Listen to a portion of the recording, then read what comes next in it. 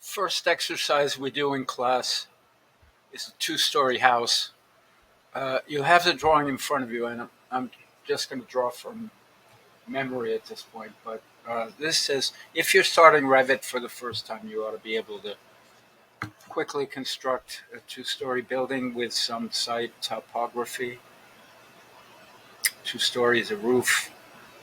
Then we lay out something of the inside, but we won't do that till later. So you start a new project, you got to follow these precise steps. It's really important. Don't choose any of these templates from the drop down, but hit browse and then select this default. If you select any other template, it's going to populate your model with unnecessary layers.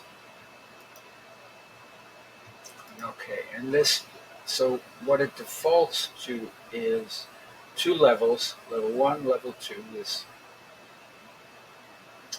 bow-faced floor plan 1 there of level 1 is telling you that that's the active current level. So that's where we are. So we're going to draw a floor, dimensions or 26.4 by 34. So we go to the architecture tab. I'm going to use this rectangular shape instrument. Just draw something by the floor. Right? And we use it's good practice to explicitly dimension your sketch edits. What do I mean by that? If you want this to be of a known size, the most reliable way to do that is to dimension it and then use the dimensions to set the distance, the edges from each other. So this direction is 34, and that line wants to be 26.4 from the other. Right? So that's going to give you a floor slab of this type. Type is here in the type selector. It's a generic 12-inch floor. Drawn on level 1, 12 inches. Okay? You ought to be able to do this fairly quickly.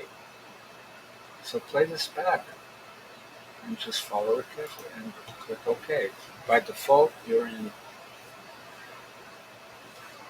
hidden line mode and the item is selected. To deselect something, remember either escape or the modify arrow.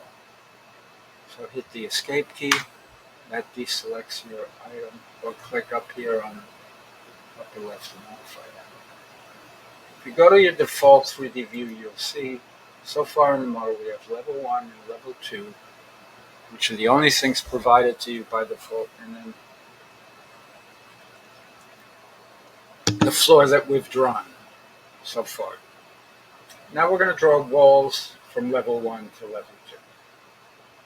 Go back to the level 1 floor plan. Go to architecture wall.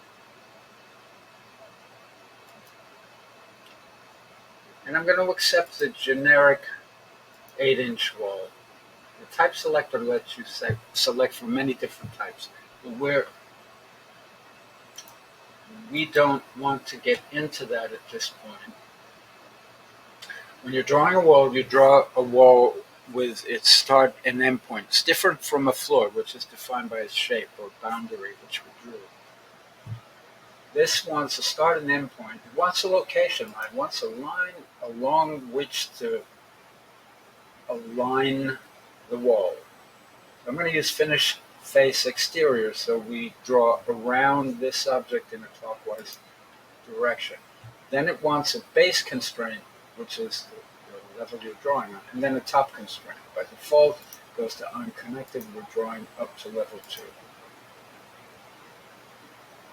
So now Revit always wants something to snap to. So I go to the endpoint here, draw a wall that ends there, continues. It by default it chains or is sticky. Chain means it draws one item at the end of the previous one. Then you simply have to intersect the wall there. See, it wants to keep drawing, so escape or modify. Right.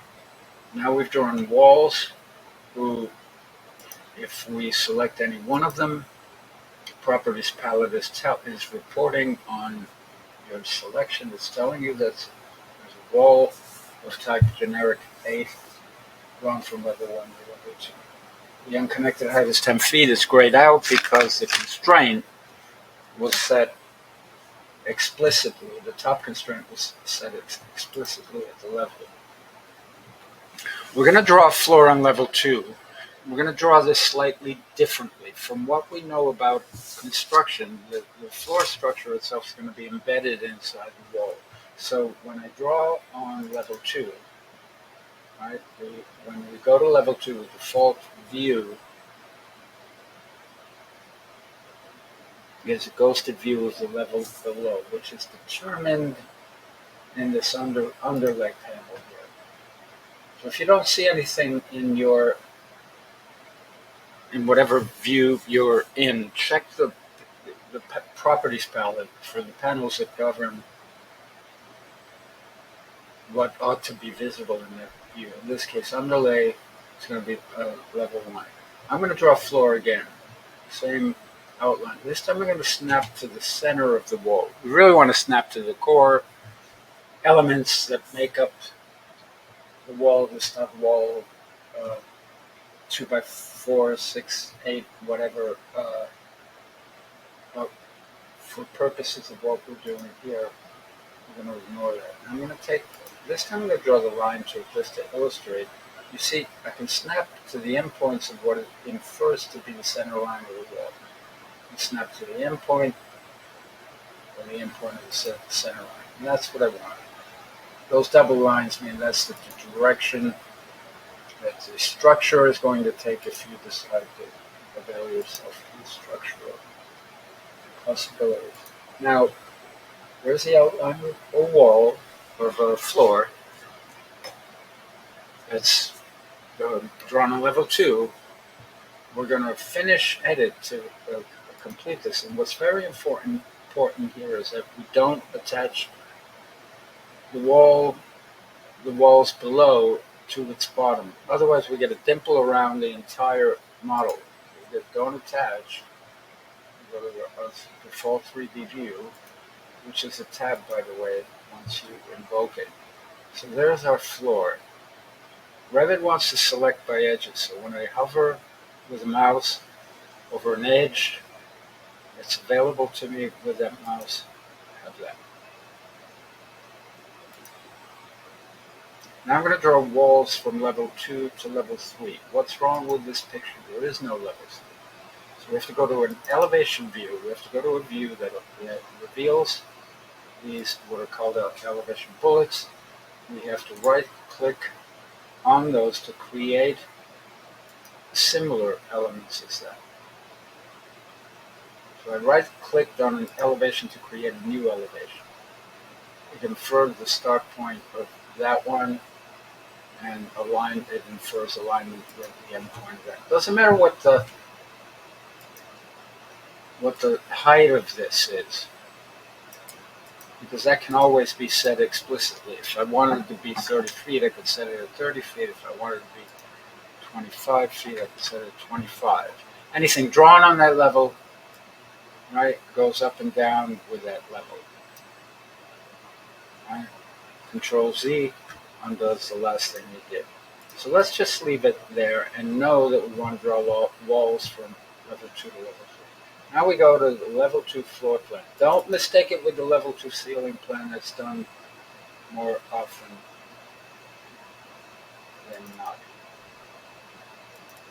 So we go to level 2. And we're going to invoke the wall command again. And Revit remembers the constraints that you set last time. It infers that now you want to draw from level 2 to level 3. So we can set that.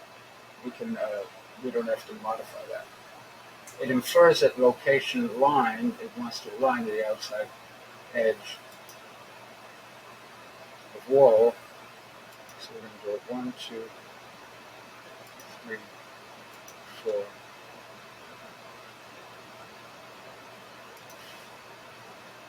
And intersect them. Go back and look at it in 3D. There we have an empty box. You want to click this little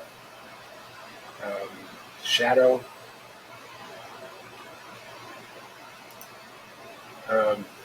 Turn shadows on.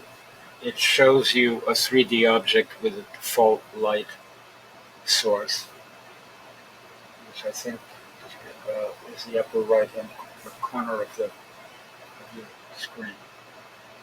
How can you tell what that is? You could go to this top view, right, and tell light is coming from the upper right because the light is cast diagonally down.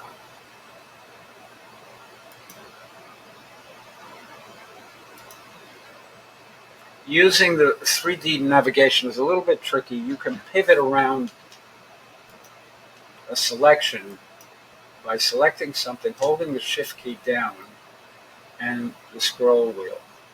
And that revolves, allows you to orbit around your selection. Don't try to learn this program without using a mouse. You'll fail. I can't help you in the classroom if you don't have a mouse. So, and I'm not going to nag people about that, but you're wasting your time and money if you try to learn how to draw using the dumb ass mouse pad. What's it called? The little flat thing that you put your finger on the screen. So don't waste your time using mouse. Now we need to draw on level 3, and we want to look at level. We're going to draw a roof on level 3. We're going to double click on level 3, and we see nothing here. The reason is because, again, check your properties palette. The underlay is not populated with anything, probably because we did not create the level before we started drawing. So you got to select as your underlay level 2 because we want to now draw on level 3. Roof element is also defined by a shape. The difference is, right, we want the roof to cover the entire architectural project here. We probably want it to overhang the side, so we can use this offset tool, uncheck copy because you simply want to move lines. Let's set the value to 2 feet. The dash blue feedback line is telling you where it's going to draw that line. And the little symbols here indicate that the roof is going to slope upward from that edge. So by default, all 4 edges slope upward, so you get an unsightly hip roof. If you simply accept this, right, you're looking through 4 sides that are sloping upwards toward the top. If you look at it in 3D, you have that. That's not the result we want for this object. We want to select that, edit that footprint. You can do this in 3D, right? I don't recommend trying that right away. And I can select all 4 lines and say, don't define roof slope by those lines. When you uncheck that, that basically makes it all flat. No roof is really flat. Roof pitches to some drain or scupper. That's beyond the scope of the discussion of learning Revit right here. Right? So there's your roof. There's your 2-story building roof. We want to create another level for the ground plane, because we want to take level 1 and raise it up a little bit off the ground, 4 to 6 inches, because that's going to be the garage slab. Your floor level is usually above grade. So I'm going to go to elevation view again. Select this and say create scene. This time I'm going to draw underneath here. And I'm going to rename this level because I want this to be grade, but let's just call it level 0 for purposes of this. Would you like to rename corresponding views? Yes, that'll rename all the derivative views. Let's set level 1 to some other value, like 6 inches, and set level 0 to 0. So that when we draw the Earth representation, we're going to draw it on level 0. We're going to draw it on grade. So now I go to floor plan level 0. I go to massing in site, topo solid, create from sketch. It used to be that I could draw 4 points at 0, 0 elevations, and it would join them. Now Revit requires you to draw around your object. You want to select boundary line and draw outside of your elevation markers. It doesn't matter how large this is. Pull these outside the elevation markers because you want the Earth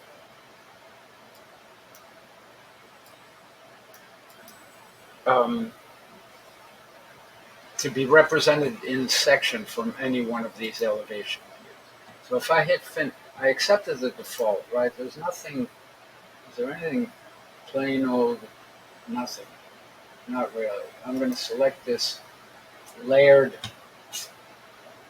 topography. It defaults to topo solid, whatever that is, right? Which appears to be multi-layered grassland. That'll do for our purposes. Highlight topo solid and floor overlap. What does that mean?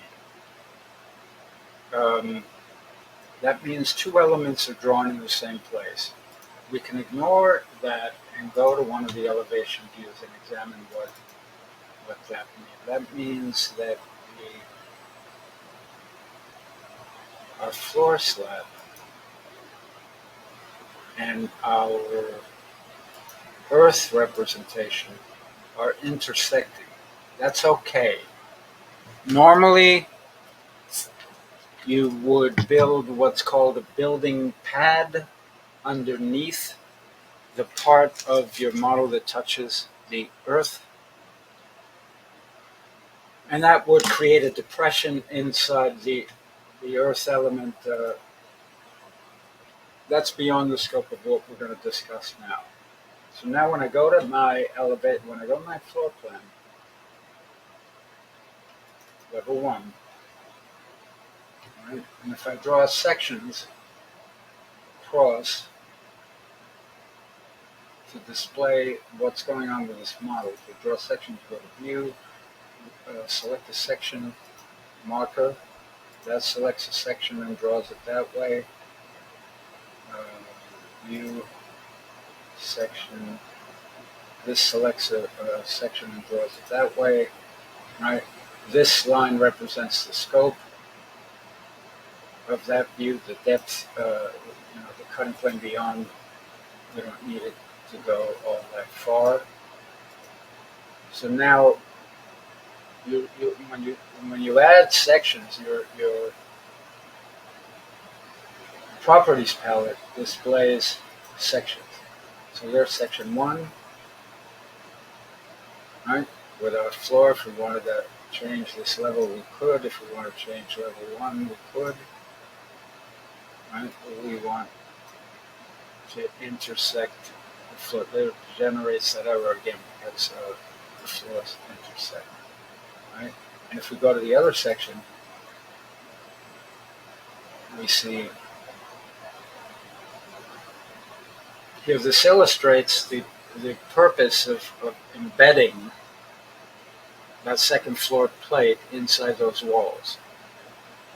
Then you can dimension from floor to floor. We can continue to populate the inside of this model. Let's go to the 3D view and see what they have.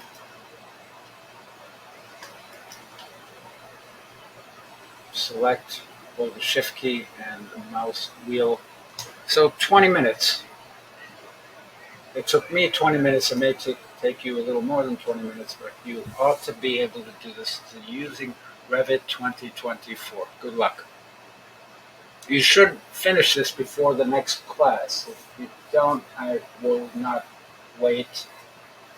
I'm not going to repeat this. So I'm recording this for the benefit of being able to play it and perform these steps at home.